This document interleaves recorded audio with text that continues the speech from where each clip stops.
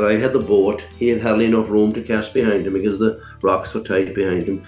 The next thing the fish took, I initially thought when he took it that he was a salmon, and we played him for probably 15 or 20 minutes, never seen him, and then he jumped. I said, that's him. I said to him, that's a sea trout. Not a chance in the world. He said, he's too big to be a sea trout. I said, there's only one way we'll know this for sure. That's the only time that fish jumped until we landed him. He had sea lice in him. He was straight in like he was less than 12 hours or 14 hours in the lake.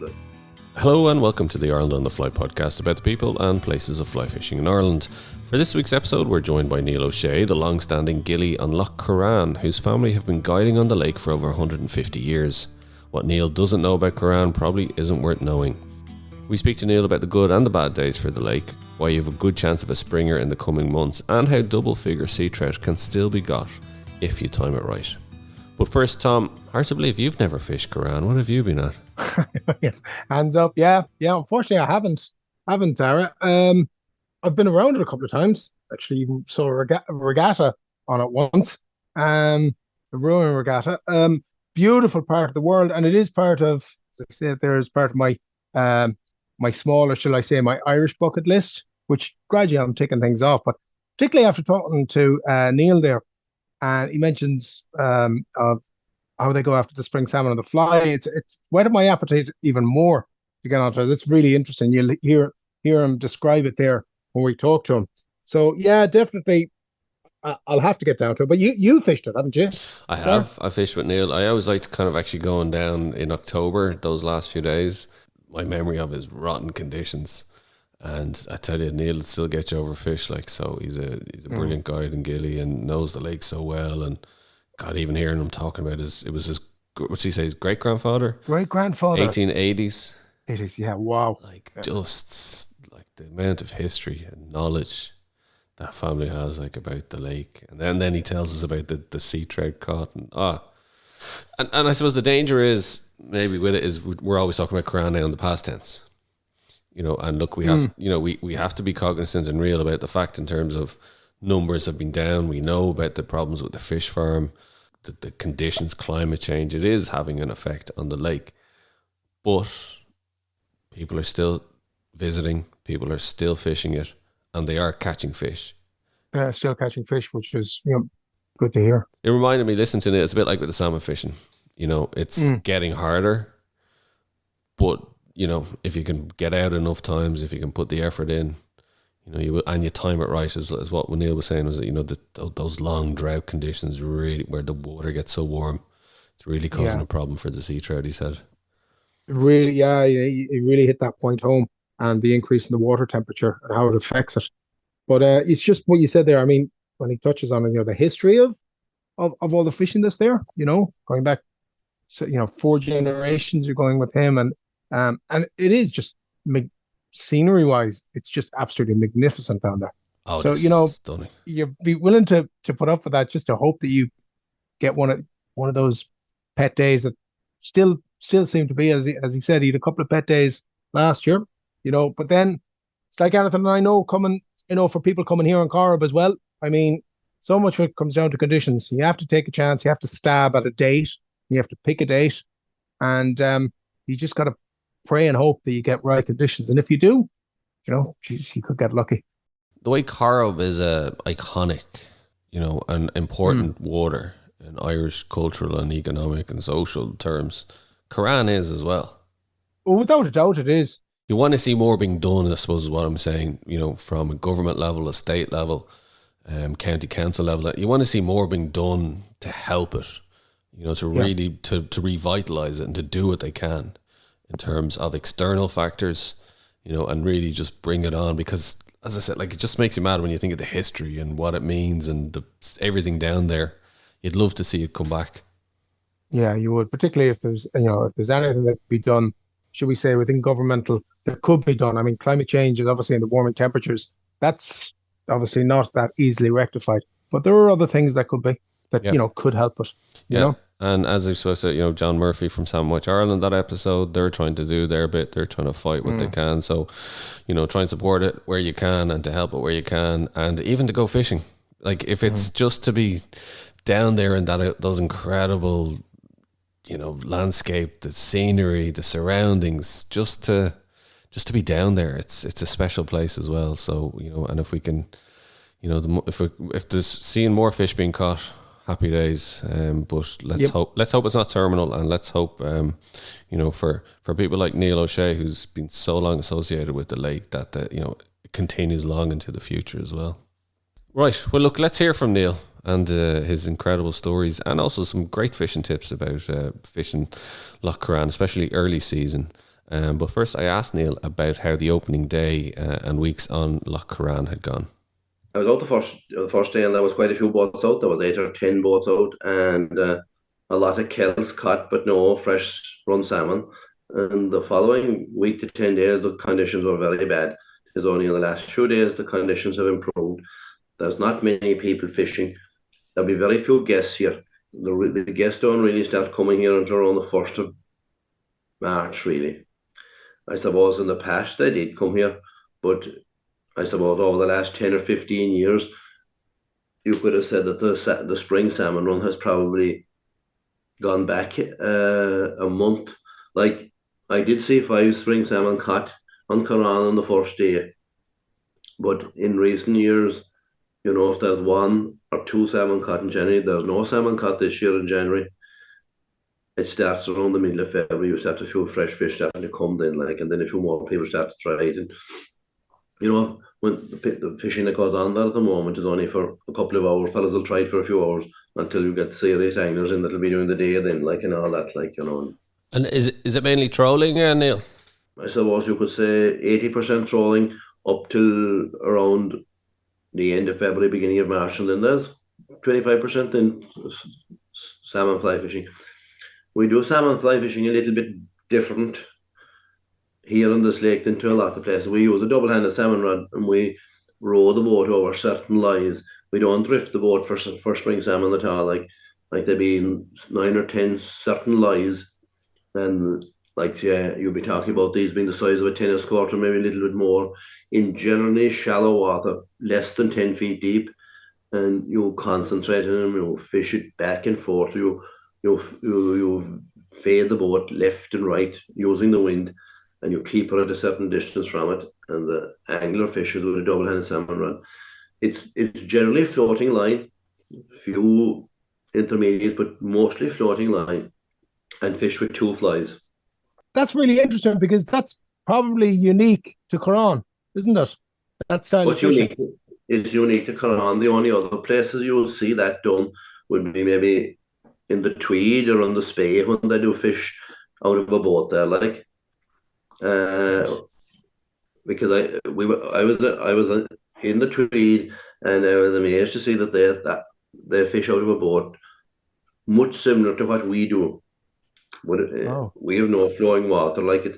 They do a little bit of it in the Hebrides as well, but it is in Ireland. It's unique to Waterville, Yeah, wow. If you were coming to Waterville in the morning, say to me, what would I bring for to fish for salmon? I'd say bring a 13, a 12, a 13, or a 14-foot double hander with a straightforward weight forward line, and we'd make the cast out of either 12 or 12, or if the wind was very, very strong, maybe 15 pound, or something like 15-pound fluorocarbon. But that'd be what it'd be. 2 flies, 6, 8, and 10 would be the size of flies, mainly double hooks. Right. A few single hooks, yeah. None of those shooting heads for you, Neil, I tell you. Oh, no. You nearly ran me out of the boat when I came down once. Oh, did you have an array of scadget and all of this? He was nearly threw them into the lake. With the multi-tip lines. Come on, Neil. That's it. Fair play to you. You have to kick these fellas into place. Oh, jeez, you do. Fair play to you. I tell you did. I think I had to take your rod around the end of it, or the spare rod anyway. Yeah. And if you were sea trout fishing here, we tend to use a 10-foot or 10.5 foot, that's some fellas like a 9.5, 10 or 10.5 single-handed rod. And the 3 lines that I generally use are a full floater, a midge tip, or an intermediate. That'd be and I mean, if they don't work for you for sea trout in Waterville, they're not on that day. That's the way. Just then, when the grills come in, just later on in the year, would you still use that method that you use to the springers? Would you hold the boat and over the lie, or would you resort to drift fishing like you're after the sea trout? You can do both then. You can Right. actually, some of the sea trout lies, you can drift over them, like, and you pick up sea trout and you pick up Right. salmon The as well. grills. Yeah. But you could concentrate, like, say, on the river mouth and the point of Grassy Island and a few more places that. But we still row the boat over those areas. But we use, like, say, you'll be talking June, July time now. You'd use the single-handed rod now. A bit more delicate presentation, like, 6 pound straight nylon or 10 or 11 pound fluorocarbon. That'd be it. I have a few questions on the springers and the lies because I'm fascinated by that. Like, why is it the only method in Ireland on Currane? Like, and is that a method that has gone back generation after generation? Oh, that's there as long as fishing has taken place in Waterville. Yeah. Yeah. And have we any idea why it was so different to the rest? I suppose, like, that, like, if you go to Delphi, you'll drift for salmon. Like, if you go to Carramore, you'll drift for salmon. Mm. I think Waterville has deep stretches of water, like it, and you get salmon to concentrate. Like, if you have a point of an island and you have a rock maybe 20 yards, 20 feet off it, or 30 feet off it, and there's a congregation of rocks there, if you get one or two salmon to stay there, you get 5 or 6 or 7 salmon to build around that. Mm. And certain winds in certain areas are more effective. Like, there's the Morgan's Rock and there's the Grassy Island. Morgan's Rock and Grassy Island work very well in northwesterly winds or westerly winds. Southerly winds or southeasterly winds are not good for those. And then you have around the river mouth and places like that where southeasterly winds are perfectly working and all, like, So Mm. it's a I kind think of a, I don't know. it sounds like if you were to drift, you'd be covering a lot of dead water to suddenly come upon the place that holds the fish, and you'd have maybe 2 minutes on it, and the next thing you're going over dead water again. Could be, that's a very good description of it. Yeah, yeah, Yeah.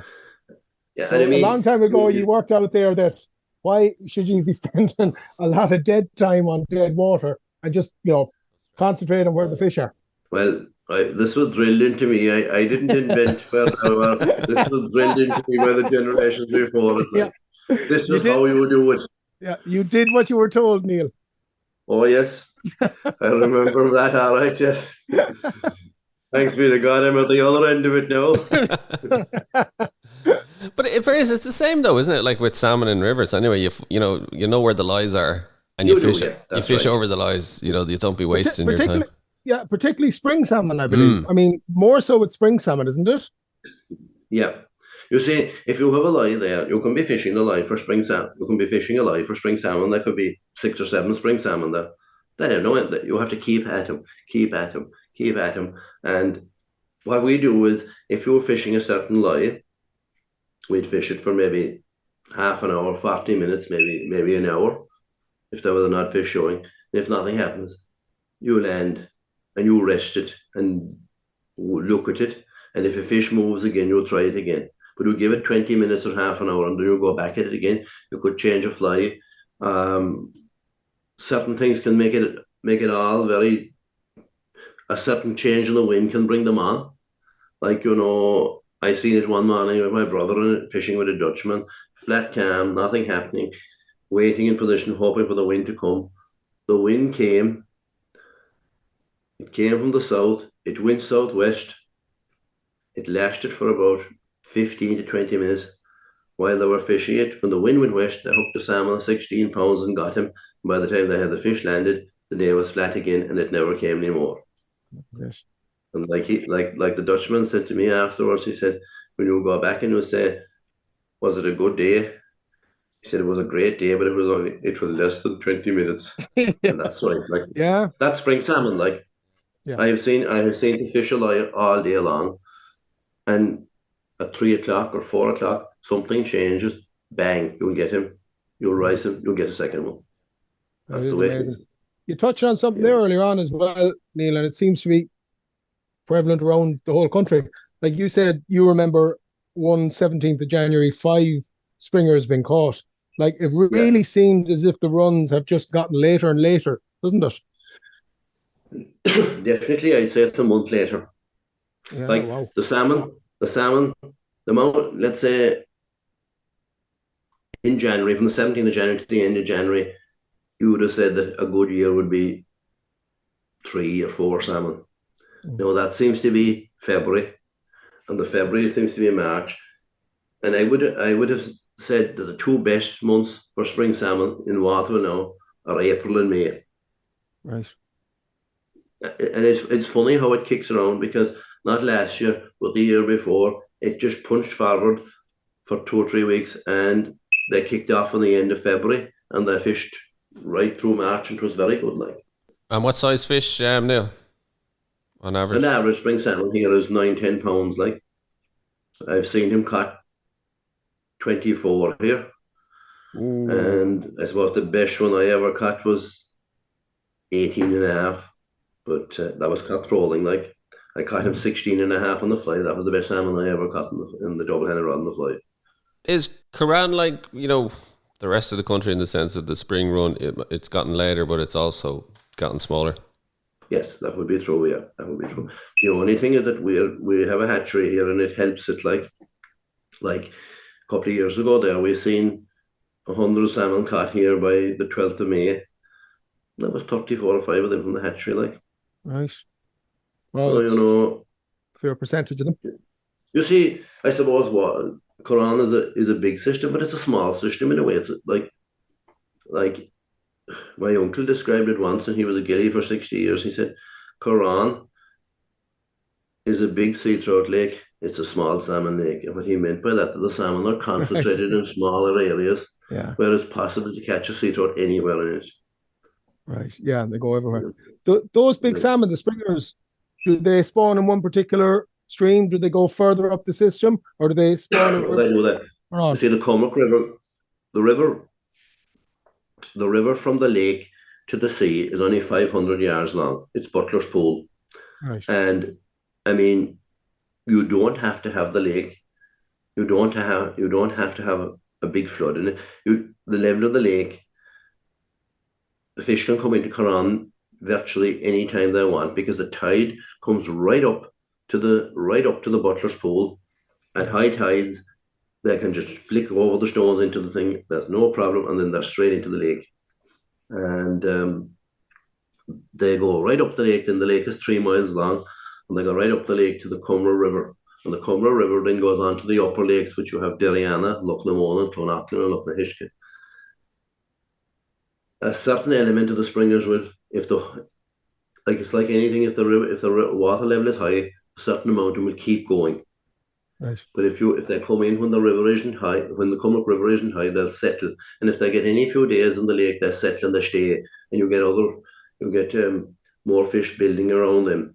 Where if you get constant flooding, you'll get fish trickling away out of it. And when they go to the upper lakes, it's like a safe haven. No one can find them up there. Yeah. But all the main spawning in Quran is in the Cumra River. The springers that go to Derriana drop back into Quran to spawn, and the ones that are in Right. Quran go up into the Cumrock to spawn. Right. A few spawn beyond the upper lakes, all right, but there is not a massive amount of ground for spawning. It's the main Cumra system that does it, and then you have another lake on the south side, Copper Lake, and there's quite good spawning in that as well. And it's a very short distance. It's only maybe a mile, less than a mile, and then there's a stream that goes off that. And there's good spawning there for spring salmon as well. Is there much salmon fishing done in the upper system, the upper lakes and the river, Neil? Not really, no. It's all Currane, is it? The upper lake, it's all Quran, a little bit in the Cumrock, but not an awful lot. And Derriana and Lough Namona are mainly fish for brown trout and sea trout. We wouldn't have, like we have good numbers of brown trout in the upper lakes, but not like you, Tom. We wouldn't be finding too many big ones there. Like Yeah, and he I've had heard a 12. lot about them though. They're meant to be lovely lakes to fish, don't Neil? Oh, fantastic lakes of fish, yeah. Yeah, Then, I mean, you can get great numbers of brown trout there. Like, and yeah. when you get the duck fly hatch there in April and things like that, there's good action. It's possible to get a brown trout of 2 pounds or 2.5 pounds. There are maybe a few bigger than it, but you're mainly talking about fish 10, 8, 10, 12 inches, that kind of size. It's still great sport though. Great action. Like, I Yeah, mean, if you geez, use yeah, a 5 weight rod, you have some yeah. fantastic action. Like, Mm. they're prolific. There's lots of them there. Like, But I have to say that's the thing about around Waterville, Neil, isn't it? Like whether it's depending on the conditions, you'll always have some kind of fishing on for you. oh yeah, I had it there now last year with two Englishmen. They they come specifically for sea trout fishing there, and they come at the beginning of September, and the conditions were very warm. The water was fierce warm and everything, and very hard to get sea trout. In the morning there when you go out, you'll see a lot of sea trout moving, but as for to get them to rise, it's very very hard to get them to do it. And then we went to the upper lakes, and these men fished dry fly, small clink hammers, 5 weight rods. We had 20 brown trout and 40 brown trout another day, like. Fabulous. But Yeah. I mean, they're small. Like, I mean, the trouble, like, this man is a man called Tim Stoop. Tim worked at Harvey's for a long time, as you did, Yeah. Tom. But he said the big problem is, he said, he said to me, you were reared in too many big fish, he said. So, I had a lot of sea trout, like, and a lot of good sea trout, and had a lot of action, like, and I suppose when sea trout fishing was maybe better than what it is now, we didn't bother an awful lot with brown trout, like, but we've got into it a little bit more now. I suppose, yeah, it's funny. Yeah, Needs must. yeah, needs must is right. I tell you what, before we get into the sea trout as well, and obviously Currane's fame for that, maybe take us back a bit, Neil, because obviously Currane was just internationally renowned as a sea trout fishery. People would come from all over the world to fish Yes. it. And your family, going back generations, have been ghillies on the lake as well. So maybe just paint a picture for us what it was like in the back of the day, kind of. Well, I suppose my great grandfather fished there, and he was a ghillie there in 1880s and 1890s, like, Wow. and it kind of came down through the generations to me. Then, like, I mean, my grandfather was a ghillie he died in 1980, and he was a ghillie for probably 65 years. He started when he was probably 14 or 15. At that time, there used to be two ghillies on the boat. You had a senior ghillie and an apprentice ghillie, and two guests. Yeah, I suppose the apprentice ghillie was the version of the modern day Yamaha. He was maybe all the way. Yeah, I'd say he was there mainly for that now. Yeah, really, all the hard miles he done. Yeah. Yeah. But there was like, there was a pecking order, Neil. Like there was a senior ghillie, and then there was almost like the sidekick, The apprentice. you know? that's right. That's right. Yeah. Yeah. All the guests at that time came through the hotels, the likes of the Butler Arms Hotel, the Southern Lake Hotel, and the Bayview Hotel.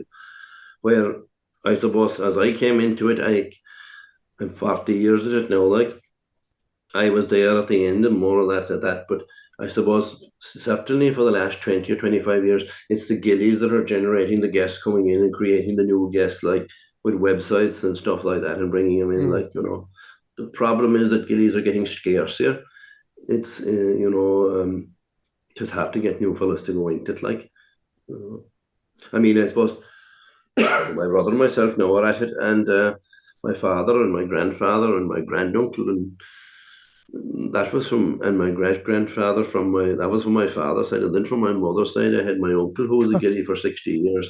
He was the head ghillie at the Southern Lake Hotel for a long, long time, and his father emigrated to America when he was very young and returned and started ghillieing then as well. So I'm steeped in it. It was very hard to get away from it. There was no chance you were going to get away from it, Neil. There was no a worldly chance. there was funny things happen. Like, I remember like when my uncle was gillying, like, and my brother is younger than me, and he like when he'd come home in the evening. I mean, I suppose 14, 13 or 15, that kind of age, we take the boat, like, but that'd be unheard of in the present day, like, for to have two fellas like that take a boat and go out. And I mean, we went out in bad conditions, like, so, we had been with my grandfather and stuff like that, and my father and all that as well. But I mean, the people at home didn't seem to worry about us at all. Like, It's very it was true. kind We've of just funny, Neil. We were discussing that a lot, and it's come up in a lot of things we've done. It's there's different times. Like you said, there 13 and 14. I was let go out in a boat on my own here yeah, when I was 12 and 13 at home. yeah, Like if a parent yes. did that these days with a 12-year-old child, the too slow or something. Do you know what I'm? Well, sorry, Social I'm not. I don't services want to make. I don't want basically. to make light of it. I don't want to make light of it. But I know you're basically, right. it's different Yeah, times.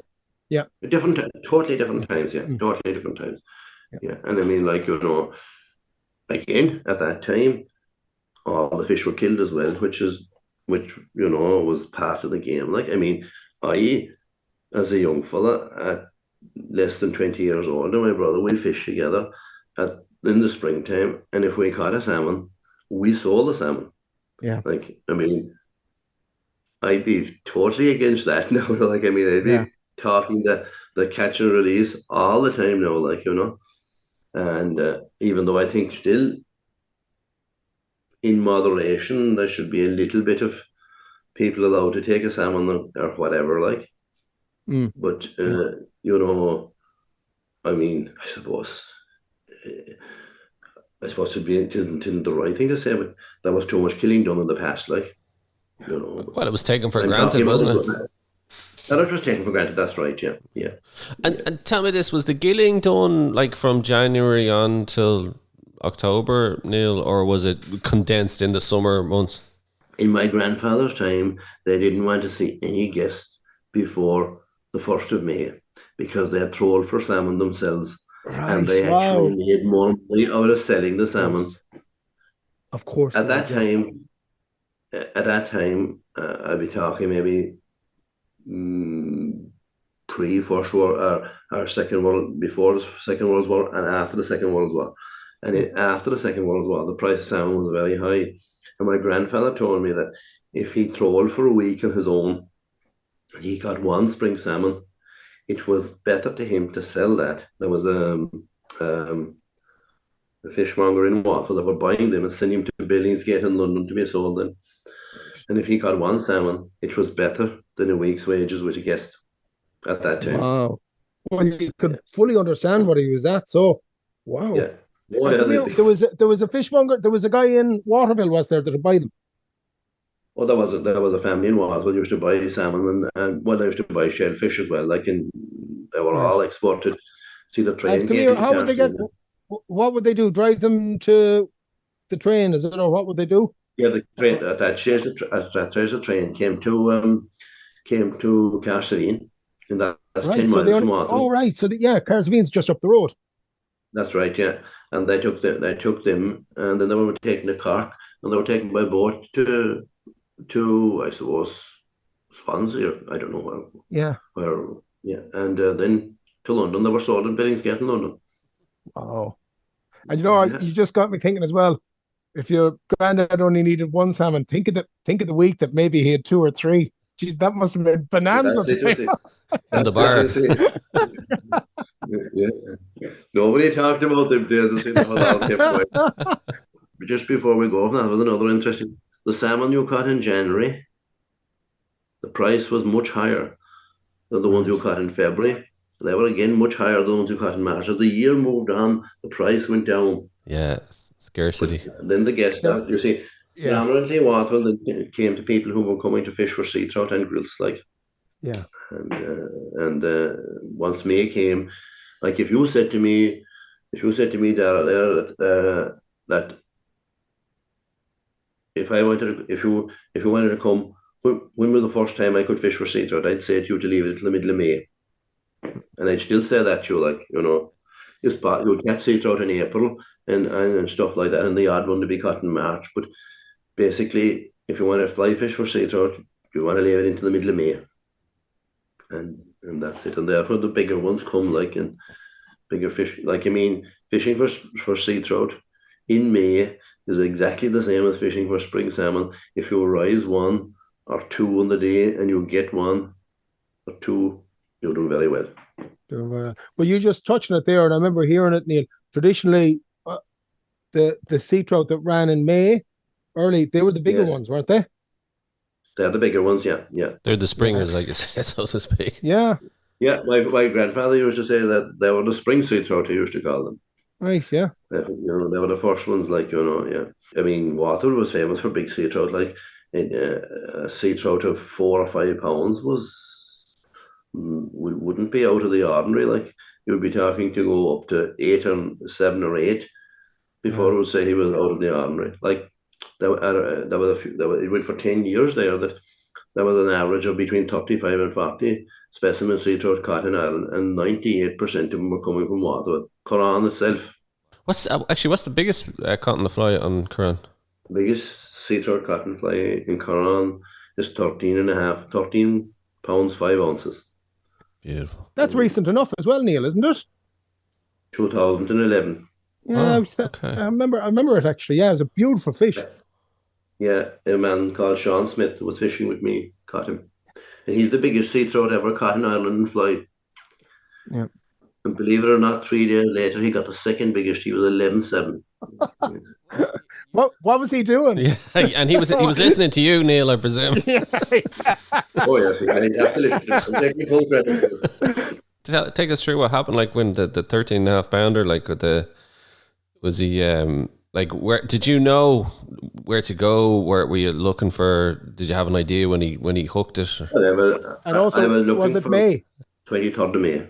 What were the conditions? Very hard wind from the northwest. I was drifting in a place called Burned Island Bay, and it comes down to it, and the wind was strong from the northwest, hard, strong wind from the northwest.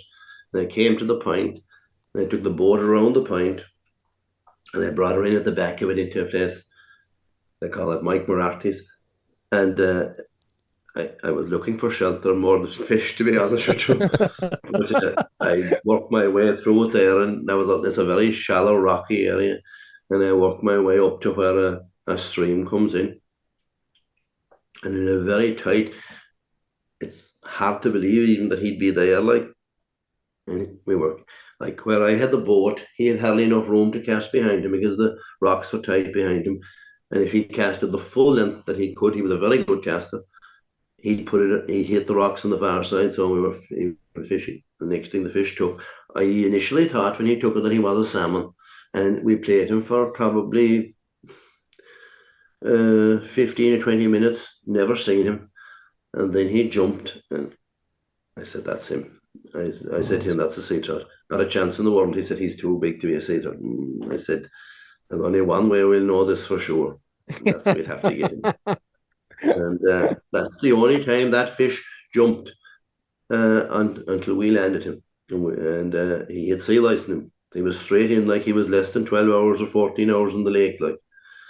And Wow. we went back to the same place then 3 days later, and we got him 11.7.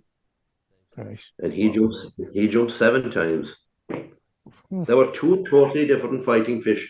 The first fish, the bigger fish, was more of a deep, hard fighting fish, while the other fellow would he at least went 5 times to the backing. And when you saw the 13 and a half pounder leap, was your heart in your mouth going, oh Jesus, please land this fella, don't? I suppose it would be a bit apprehensive if he'd gone, because he would never know what the real story was then, like. Had that been the biggest one you'd seen, even like at that stage, like? I had caught him over 10 before, like. Yeah. I had 2 or 3 would guess caught over 10 before that. I knew this fellow was better. Like, I knew he was better. I knew he was. I would have said when I initially seen him that he was 11 or 12, like, but he turned out to be 13.5, like. And I suppose the sad thing about the whole thing is that fish was killed. I was probably the the driving force maybe behind that, because I knew no one would believe me if we didn't produce him. You know what I mean? Like, Yep. you can always say you got him, but like, I mean, I weighed him in the net. I weighed him. I have a net that weighs, and he actually showed 14, a little more than 14 in the net. But you know that can be varied. But I said, look, myself, I looked at it. I said, this fish has probably been has probably spawned an awful lot of times, like, and Mm. there probably isn't a lot more in him. So I decided that day, and I said to no one would ever believe it that he was the biggest, like. And then we came back and we got him. We released the other fellow, and that was 11-7. So that was satisfying. Like, Yeah, yeah. Was there a cast made of it, or? yeah, he's in display in one of the pubs in Waterville. Yeah, Since we're talking about sea trout, Neil, and obviously, that's what Currane was famous for. And like, was summertime like festival kind of period in terms of the numbers of visitors that would come fish it? Was the town abuzz? there was a massive amount of anglers. Like, I mean, like, Currane is 2,500 acres. It's probably a little bit smaller than Sheelan. I seen 50 to 60 boats fishing it, like, Oh wow, and it's a lot of I seen boats. that an awful lot of people came from Cork and up the west of Ireland sea trout fishing. And once, sea trout fishing, you can have a huge amount of sea trout and nothing happening. And if they start to take, then the word goes around very, very quickly. You get a fierce invasion of people then, and it's very easy. I mean, when it's fished fierce hard, then for maybe 10 days or a fortnight, it puts them off. Like, an awful lot of motors, an awful lot of engines driving around and driving back over drifts and things like that. Like, but it cope with it. It has, you nearly call that a self-preservation mode that you wish to go into.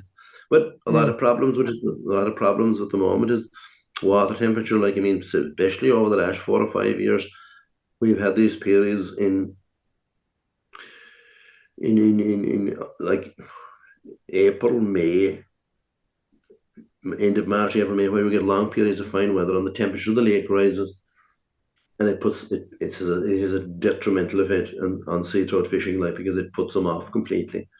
Mm. And you'll see then as the year moves on, the temperature starts to drop, and the lake starts to the water temperature starts to drop. Because what happens then is, when you get this period, the water temperature rises, and when the weather changes, you end up having your water temperature higher than your air temperature, and it makes it very, very difficult. I Mm. presume it does the same thing for you, Tom. Yeah, I hate it. Always hate it on the lake here. Yeah, Never, yeah, it's never good.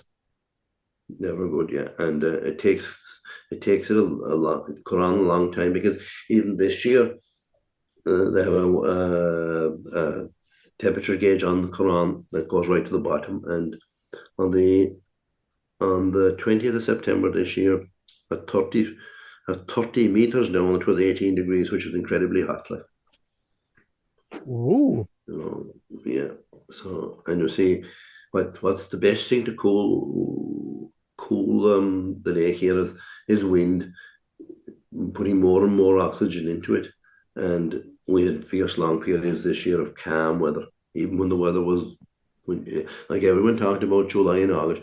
Water seemed to cope well if you get a wet April and wet May, and starts to improve in June, then it doesn't seem to make any difference in July and August. If the temperature is high, then you'll still get fresh juniors coming in, and they'll take, like, and they'll take in the morning, they'll take in the evening. You know, the same with the grills. Like, when the grills come, if the weather is very fine in June and July, they'll still take, because you'll get a pod of grills coming in most nights. Like, so, and if they're there for 3 or 4 days, they begin to get more difficult. Like, But it sounds like climate change is obviously affecting it a lot in terms of the water temperature, as you said. yeah, the water temperature, yeah. And of course, then the fish farm as well, Neil. That's causing a problem, isn't it? That's causing a problem as well, yes. Yeah, that's an ongoing thing, like, but I don't know how you deal with that. Well, look, and we spoke to John Murphy from Salmon Watch Ireland, who details that. John is very involved in it, yeah. And I'd recommend people listen to that podcast for insights into that and the case. And just the kind of fight that's ongoing for you. But I suppose, Neil, just as a ghillie, because it's your livelihood, that you feel like you're kind of getting hit by a few different sides, whether it's the climate, whether it's man-made. Yeah. Oh yeah. It's getting. Do you agree? It's getting harder in terms of the numbers of sea trout are there, and as a result, it becomes kind of a catch-22. That angling numbers drop off, and therefore less fish get caught, and therefore less anglers. Is it kind of caught in this vicious cycle? It is kind. It makes it difficult. All right, like I mean, it's easier for me when I deal. What it is it's harder to generate new guests. Yeah. People that fish with you on a regular basis won't go by reports or anything. They'll ring you up and they'll say, "What's the story?" Like I had two particular guys from Clare there. They had kind of abandoned Waterville for a few years, and they made contact with me not last year now, but the year before. And like I explained, look, we have a chance if the conditions are right and all that. And they arrived to me, and believe it or not, everything went right. Which Yeah. we got 8 or 9 sea trout the first day they came, and you poke away through it, and I'm a long time at it now. Like, and even at its best, you're not going to get 7 or 8 or 10 sea trout every day. But if you can find 1 or 2 rises and get 1 or 2, and maybe 1 good one, like, people have a good feeling about it. Then again, it is the difficulty, isn't it? For I think for whether salmon angling or the sea trout, like you said, is that we don't have the stability in the climate anymore that we're seeing, or else it's extreme, as in drought for 6-8 weeks or whatever. That you have to be able to strike while the iron is hot now. You have to, yeah. But it is a case, do you think, Neil, like, watch the conditions, and if the window is there, that then you have to be prepared to kind of to make your move. You have to be, yeah. Like speaking of those 2 boys with me, they arrived to me in July, right after the weather changed this year, and we had great fishing. Like, we had very good fishing, a lot of action, a lot of fish. Some not very, juniors, what we call juniors here. They'd be sea trout that'd be 3/4 of a pound to 1.25 pounds, like, good few of those, and then we had 1 or 2 3-pounders thrown in with it as well, and a salmon. So that Good day. Great stuff, Neil. I mean, that's as good as you get anywhere once that happens, And you see, we're using the upper lakes a bit more now as well, because the Currane Fisheries, the club here, have control over those, and you can get a boat on those now, no problem. Like, there's 2 boats in Derryana, 1 boat in Lough and 2 boats in Clonachlin. And I mean, if you're having difficulty with sea trout due to weather conditions, you can go after brown trout. And if you have guests in for a week, like, and you have 2 difficult days in the main lake, you can try these, and they're picturesque, like, scenery and all that. And the eagle is on one of the islands there, and all that is nice as well. Like, lovely. And like another thing is, you said there, I mean, like, I don't know, it's compared, but like, there's a couple of good brown trout. You touched on it there. I mean, some of those lakes have thrown up brown trout, as you said, around 2 pounds, and then around that mark. A few bigger ones as well. Like, yeah, I mean, like, to be honest, yeah, I often say that. I mean, sometimes I think a lot of brown trout fishermen sometimes get a bit spoiled, and expecting things, But like, to be honest, yeah, and I say it myself, I fish, I have no problem. I'll travel to places, and it doesn't bother me if you're getting action. All right, to be honest, it'd be hard to put in a day for, let's say, a 10-inch fish if you're only rising 1 and you only caught 1 for a 10-inch fish. But the beauty of them is, if they are 10-inch fish and you're rising loads of them, then you're getting action. If you went to Guyana with me, I'd be very disappointed if we got less than 10. Yeah. People, and if we look at it, even if we look at the trout and salmon, and we look at places in England, they're fishing for small fish and small streams and all that. Like, I mean, like, it's like what Tim Stoop said to me. He said, "You're probably spoiled," because he said I find people.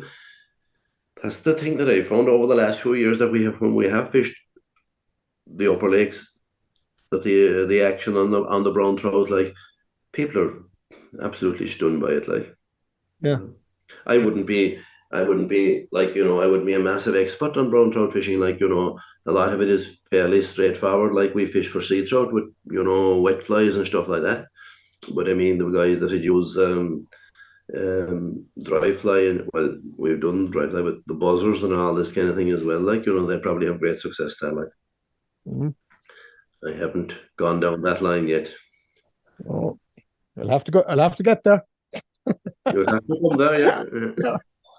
I haven't been down for a couple of years. To be honest, I've driven past it a good few times, been on the shores. I've actually never fished it, I mean, and it's on my small bucket list. Yeah, it's on my Irish Well, bucket list. you have the right phone number now. I do. no And excuse. whoever out there, if there's anybody listening who got a text saying, "Sorry, Neil, we can't do the recording tonight, but we'll do it," could you just text back and tell me you got the text? I had Neil's number wrong. We'll explain it later. But yeah, no, I have the right number now. You'll have to come for a couple of days this year, and we'll go through the whole thing. Masterclass. Actually, what's really got me going? I mean, you're talking there about, because I'm not, as Darren knows, I'm not a salmon man. It's trout that do for me. And you even talk about Dariana there. But you know what really is interesting me there? Your method of fishing the spring salmon. Like, actually, Yes. that's really that's. I got a sort of an urge. Geez, I'd like to try that. I really would like Oh to yeah. try that. Yeah. Well, all we have to do is just arrive. I have tis all in the hut at the lake. The double handed salmon rod is there with the casters on it. I made it. I didn't fish it at all yet this year, so it's there whenever you want to use it. No. Look outside the door there, Neil. You I'm won't be outside the door. But it sounds of it, there is an opportunity of spring salmon on Currane in the next few months, February to April. No question about it. I'd be very surprised if there wouldn't be close to 100 spring salmon caught by middle of May here. So if you get decent conditions, Oh, decent condition. Decent conditions is one thing, but we do hammer away in bad conditions as well, and you'll get salmon trolling as well. Like, I mean, the 4 foot wave wouldn't put us off. Hardy down there is in the kingdom. I done a lot of trolling in 4 foot waves when she'd be falling off and down and again, and you done a bit of trolling yourself, did you, Tom? Yeah, I used to do an awful lot of it years ago for the grills. Yeah, Yes. yeah, and still do a bit early season for the trout, just for because I always did it. Well, I did For it the from the year. ferrets. So, and yeah, I haven't done as much for the ferrets now lately. Um, Mhm. I used to do an awful lot for the ferrets. I used to bring guys out, but the way it's gone on now, there's sort of like there's specialists now for the ferrets fishing. They're Oh yes. the predator guys and the likes of Tommy and them that are at it. And to be honest, with you, I only sort of did it as a side thing, Neil. And Yes, yes. like if you look at the guys that are at it now, they're into big time, like 3 screens on the go, Oh, depth finder. I know, but look, yeah, look, each the I that's you know it. each That's the each way to each it. Yeah. yeah, each to their own, each to their own. Yeah. I mean, it is successful. It is successful. I mean, that said, actually, no, in all fairness, when I started the Ferox fishing, I used to do it in the early 2000s. I actually did use a fish finder. No, but Hmm. the reason I used a fish finder, and it was a very basic one, it was basically I needed to know the depth of water I was in. I, Absolutely, of I, course. I actually really needed to know, and like my time at the time, I wanted to be water between 30 to 40 feet, and I was finding if I could get shoulder roach at 20 feet, or because I'd be fishing at about 20 feet, that's where I'd be pulling it was generally roach I was using, pulling it through it. But the fish finder, while occasionally would show me shoulder roach, was basically to be certain I was in between about 30-foot depth. And also then, because it's a nuisance, if with all your rigs and everything, if you hit the bottom, if you suddenly see it getting shallower, you can avoid it. Whereas if Yes, you didn't, yes, yeah, if you didn't have one, you'd be getting hooked up, snagged up all the time. That just ruins everything. And even if you get your tackle back, and sometimes you lose it. So yes. yeah, so in one way, I have to say like that's why I wouldn't knock it. I did use a fish finder when I was at it, so Yeah, fair enough. that's Yeah, it. yeah. But like to be honest, yeah, I don't know, leave other people doing it now. But no, I used to do a lot for the grills. I used to enjoy doing it for the grills years back. Yeah. I've done a lot of trolling, like, and I mean, and I had guys with me that had the fish finder with them as well. Like, it's a it's of absolutely no benefit to a salmon. And take No. it from me that it's no good. I tell you a little story about a Dutchman that I fished with for many years. A very nice man, and he retired, and his friends bought him a fish finder. He arrived with it, and we went to the river mouth one morning, and I drove through the river mouth. It's a great place for spring salmon fly fishing, and not a fish of any description showed up on the fish finder. And he said to me it had been a fine thing to stay at home in bed. And I said to him, Willem, if you came here this morning, everything looks right. And I said, you would fish it hard. He said, I'm finding it hard. I'm finding it difficult to fish it hard when I know there's nothing there. So I said, turn off the fish finder and fish it.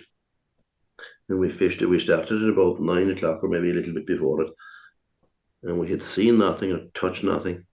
And at 10 minutes to 12, while the flow runs in alongside the reeds, I see the fish move. I can remember this. I looked at my watch and I said, they're starting to come now. And the next thing he was in him. And between 12 o'clock and 3 o'clock, we caught 3 spring salmon and we lost 2 more. Right. And the whole thing ended.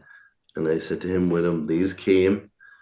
1 or 2 of them ran the river. The rest of them are after backing out of it now. We can go home. And that's as simple as that. Like, and if he went down on his own and went in with a fish finder, he'd have went home. Yeah. But Yeah. it's small things, and you can be lucky.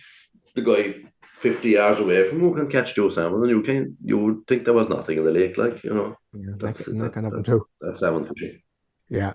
No, there are no good for salmon fishing and generally for general trout fishing. There are no great advantage. I don't know if you find anytime you have one in the boat or somebody brings one out, everybody just tends to look at it. That's Just what gets back me out. about. Everybody 3 where are we now? What depth is it there? Was that a fish? Oh yeah, look, there's another fish, right? And then it's like a TV in a pub. Yeah. Absolutely.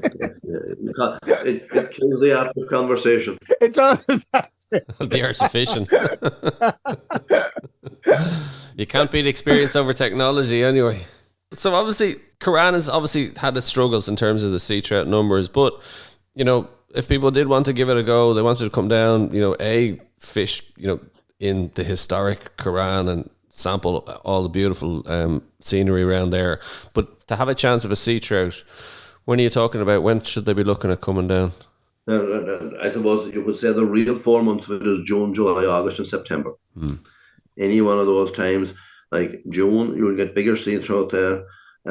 Come July, you'll get the juniors, as we call them, the smaller ones coming in. You'll probably have a better chance of more numbers and a little bit more action. And then at the end, like in August and September can always be very good because your lake is at capacity. Then whatever sea trout are going to be in it are in it then, and. Like as it stands at the moment, there's more than half of September booked out by me already. Right. I mean, they'd be all fellas that'd be coming back to the same week, and the 3 bookings come yesterday. They 1 week in September, 1 week in June, and 1 week in April. That's a spread across it. But that's September and it's like anything. It's like when things are getting shot. We go out till the 12th of October, and I mean, when things are getting towards the end, you get a lot of fellas getting anxious and more anxious to have a goal. I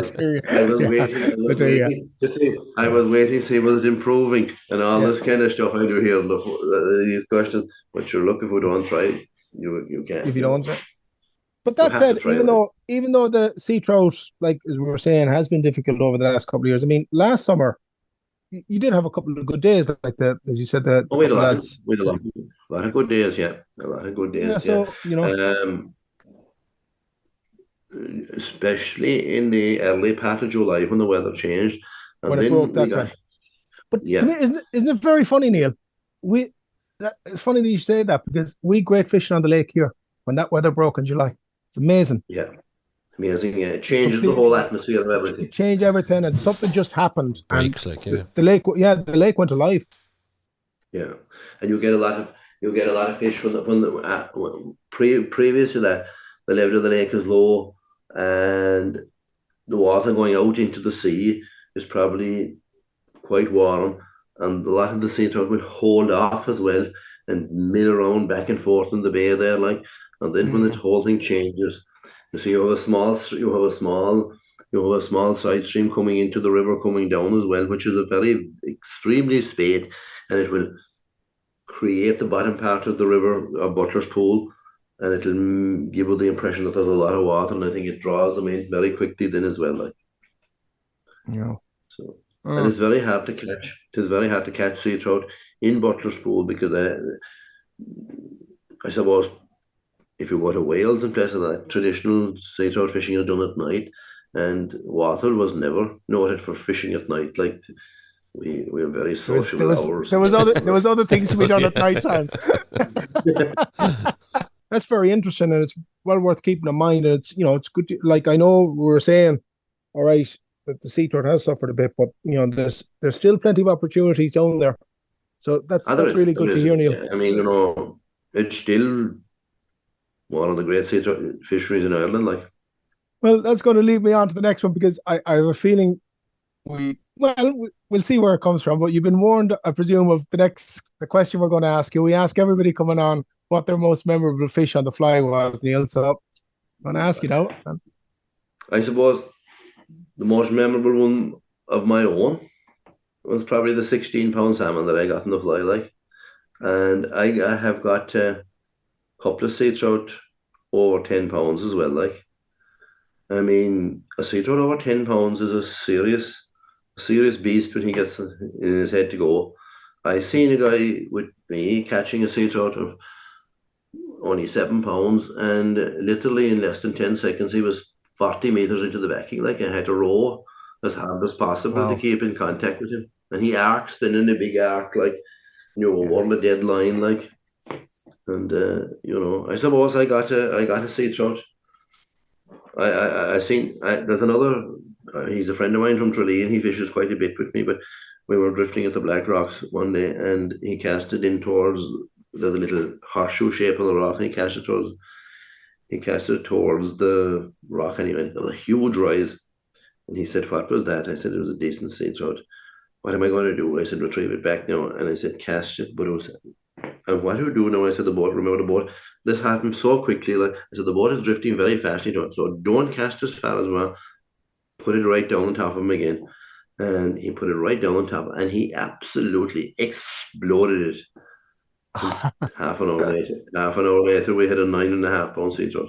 They're the good days. You've had, and that's the thing. You've had plenty of stories of those, like the double figures as well. I'm sure if it were in the boat with me, they'd be coming back to me as I was passing places. But getting old now, my memory is getting shattered. Jeez, I'll have to get down soon before it goes entirely. No, you'll have to come, yeah. And for people who are interested, Neil, how did they get in touch? What's the website? What's the email? The website is o'shealoughcurrane.com, and the email is info@o'shealoughcurrane.com. Can't guarantee a double figure, but he'll certainly put you over some fish anyway. Oh yes, we'll look. We'll find him. I got with two men from Luxembourg. I got two double figures 2 years ago. Mhm. They were here in June, and we got one of 10.25 and 10.75. I didn't see one since, but Yeah, it must be coming close again. Every day you go out, it'll bring you a day closer to him. that's it. Neil O'Shea from Lough Currane, thank you very much for joining us and for your time. It's been brilliant chatting to you. A man whose family I've never met a family so steeped in fly fishing history in Ireland. And so thanks a million for joining us Thank on you very Tight much, Lines Sarah, for the and season. Tom, the same to you, and hope to see you here soon. Our thanks to Neil O'Shea for joining us on the show. Don't forget to rate, review, and follow the Ireland on the Fly podcast on Apple, Spotify, or wherever you get your podcasts from. Plus, you can keep up to date on IrelandOnTheFly.com as well as on Instagram. And myself and Tom will be back with another episode about the people and places of fly fishing in Ireland.